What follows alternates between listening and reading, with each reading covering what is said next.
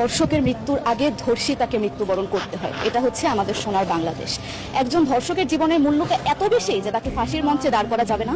আমরা বাংলাদেশে কয়জন ধর্ষকের নাম জানি যাকে কঠোর থেকে কঠোরতম শাস্তি দেওয়া হয়েছে, যাকে ফাঁসির মঞ্চে দাঁড় করা হয়েছে? আমরা কি আদৌ কেউ জানি না। অথচ আমরা কতগুলো যারা ধর্ষিত হয়েছে তাদের নাম জানি, অনেক বড়। এই লিস্ট আসলে অনেক বড়, বলে শেষ করা যাবে না। কুমিল্লার তনু, মাগুরার আসিয়া, 2 দিন আগেও কিশোরগঞ্জে 8ম শ্রেণীর একটি ছাত্রীকে বাসা থেকে তুলে নিয়ে ধর্ষণ করা হচ্ছে। বাবার হাতে মেয়ে ধর্ষিত হচ্ছে, ভাইয়ের হাতে বোন ধর্ষিত হচ্ছে। আমরা আসলে নিরাপত্তা কোথায়? আমার মনে হচ্ছে আমরা যেন আইয়ামে জাহিলিয়া যুগে চলে গিয়েছি। মাঝে মধ্যে মনে হয় এর থেকেও খারাপ সময় আছি আমরা, কারণ ওই যুগে মেয়েরা অ্যাটলিস্ট সম্মান নিয়ে মৃত্যুবরণ করতে পারতো। জন্মের পরপর জ্যান্ত মাটিতে পুঁতে দেওয়া হতো, আর আমাদের ধর্ষণ করে নির্মমভাবে তারপর মৃত্যুবরণ করতে হচ্ছে। যদি সরকার আমাদের ওই নিরাপত্তা নাই দিতে পারে, তাহলে সরকারের কাছে আমাদের অনুরোধ, আমাদের জ্যান্ত মাটিতে পুঁতে দেয়। আমরা বেঁচে থাকতে চাই না, আমরা সম্মান নিয়ে মৃত্যুবরণ করতে চাই।